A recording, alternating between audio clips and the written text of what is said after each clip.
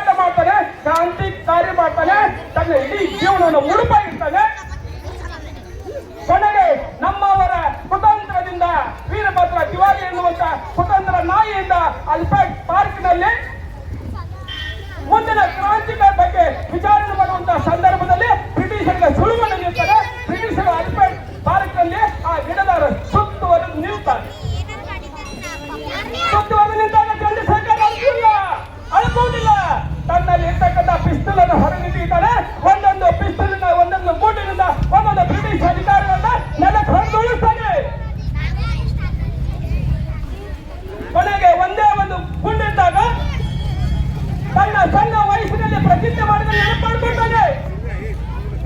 ನಾನು ಆಜಾದ್ ಆಗಿ ನೆನಪು ಮಾಡಿಕೊಂಡು ಒಂದು ಗುಂಡನ್ನ ತನ್ನ ತಲೆಗೆ ಹೊಟ್ಟಿಸಿಕೊಂಡು ಯಾರದೇ ಕೈಗೆ ಸಿಗದೆ ಆಜಾದ್ ಆಗಿ ಹುತಾತ್ಮನಾಗ್ತಾನೆ. ಇಂಥವರಿಂದ ನಮಗೆ ಸ್ವಾತಂತ್ರ್ಯ ಬಂದಿದೆ. ಚಾಪೇಕರ್ ಸಹೋದರನ ವಿನಾಕಾರಣವಾಗಿ ಗಲ್ಲಿಗೆ ಇರಿಸುವುದನ್ನ ಸ್ವತಂತ್ರ ವೀರ ವಿನಾಯಕ್ ದಾಮೋದರ್ ಸಾವರ್ಕರ್ ನೋಡ್ತಾನೆ. ತನ್ನ ಬಾಲಕ ಮನೆ ಹೋಗ್ತಾನೆ, ದೇವರ ಮನೆಯಲ್ಲಿ ದೀಪವನ್ನು ಬೆಳಗ್ತಾನೆ. ತಾಯಿ ಭಾರತಾಂಬೆಗೆ ಹೇಳ್ತಾನೆ, ನನ್ನವರು ಯಾರು ಅನ್ಯಾಯ ಮಾಡಿಲ್ಲ, ಅವಮಾನ ಮಾಡಿಲ್ಲ, ಅಪಮಾನ ಮಾಡಿಲ್ಲ, ಕರು ಮಾಡಿಲ್ಲ, ದರೋಡೆ ಮಾಡಿಲ್ಲ, ಕೊಲೆ ಮಾಡಿಲ್ಲ. ಆದ್ರೂ ನನ್ನವರಿಗೆ ಗಲ್ಲಿ ಶಿಕ್ಷೆ ಯಾರು ಕೊಟ್ಟ ತಾಯಿ? ತನ್ನ ಬಾಲಕ ಪ್ರತಿಜ್ಞೆ ಮಾಡ್ತಾನೆ, ತಾಯಿಗೋಸ್ಕರ ನನ್ನ ಜೀವನ. ಇಂಗ್ಲೆಂಡ್ ಹೋಗ್ತಾನೆ, ಇಂಗ್ಲೆಂಡ್ ನಲ್ಲಿ ವಿದ್ಯಾಭ್ಯಾಸ ಮಾಡ್ತಾನೆ.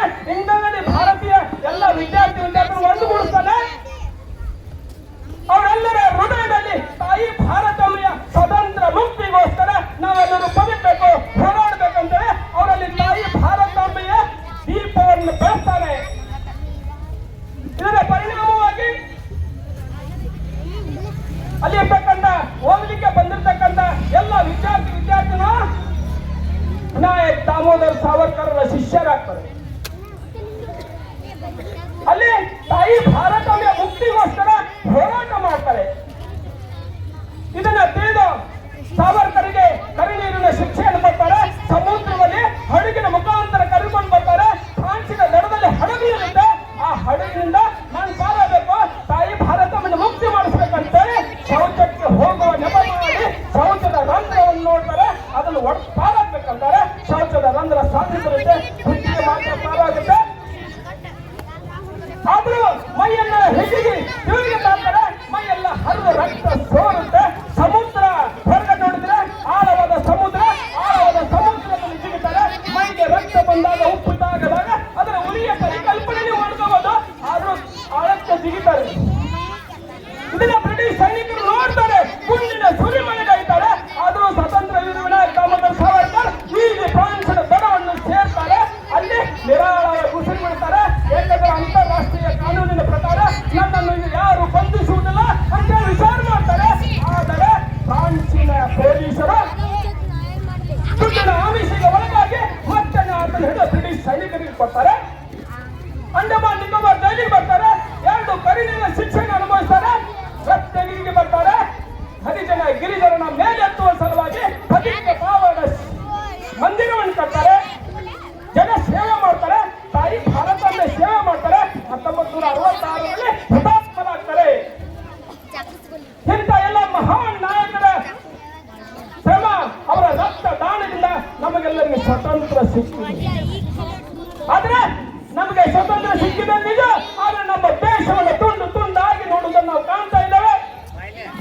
1876ರಲ್ಲಿ ನಾವು ಅಫ್ಘಾನಿಸ್ತಾನ ಕಳ್ಕೊಂಡಿವಿ. 1904ರಲ್ಲಿ ನಾವು ನೇಪಾಳ ಕಳ್ಕೊಂಡ್ವಿ. 1909ರಲ್ಲಿ ನಾವು ಭೂತಾನ್ ಕಳ್ಕೊಂಡ್ವಿ. 1914ರಲ್ಲಿ ನಾವು ಟಿಬೆಟ್ ಕಳ್ಕೊಂಡ್ವಿ. 1935ರಲ್ಲಿ ನಾವು ಶ್ರೀಲಂಕಾವನ್ನು ಕಳ್ಕೊಂಡ್ವಿ. 1937ರಲ್ಲಿ ನಾವು ಬರ್ಮಾವನ್ನು ಕಳ್ಕೊಂಡ್ವಿ. ಥೈಲ್ಯಾಂಡ್ ಕಳ್ಕೊಂಡ್ವಿ. ನಾವು ಮಲೇಷಿಯಾ ಕಳ್ಕೊಂಡ್ವಿ. ಸಿಂಗಾಪುರ್ ಕಳ್ಕೊಂಡ್ವಿ. ಇಂಡೋನೇಷಿಯಾ ಕಳ್ಕೊಂಡ್ವಿ. ಕಾಂಬೋಡಿಯಾ ಕಳ್ಕೊಂಡ್ವಿ. ಇವೆಲ್ಲ ಭಾರತದ ಭಾಗವಾಗಿದ್ದು ನಾವು ತುಂಡರಿಸಿದ ಭಾರತವನ್ನು ನಾವು ಇವತ್ತು ಪಡ್ಕೊಂಡಿದ್ದೇವೆ. ನಾವು ಮುಂಬರುವಂತಹ ಸಂದರ್ಭದಲ್ಲಿ ಇವನ್ನೆಲ್ಲವನ್ನು ಒಂದು ಮಾಡಿ ತಾಯಿ ಭಾರತೆಯನ್ನ ಅಖಂಡವಾಗಿ ನೋಡುವ ಸಂಕಲ್ಪ ನಾವು ಪಡಬೇಕಾಗಿದೆ. ನಮ್ಮೇಲೆ 800 ವರ್ಷಗಳ ಕಾಲ ಮುಸ್ಲಿಮರು ಆಳಿದ್ರು, 200 ವರ್ಷಗಳ ಕಾಲ ಬ್ರಿಟಿಷರು ಆಳಿದ್ರು. ಆದ್ರೂ ಈ ದೇಶದ ಬಡತನವಾಗಿಲ್ಲ.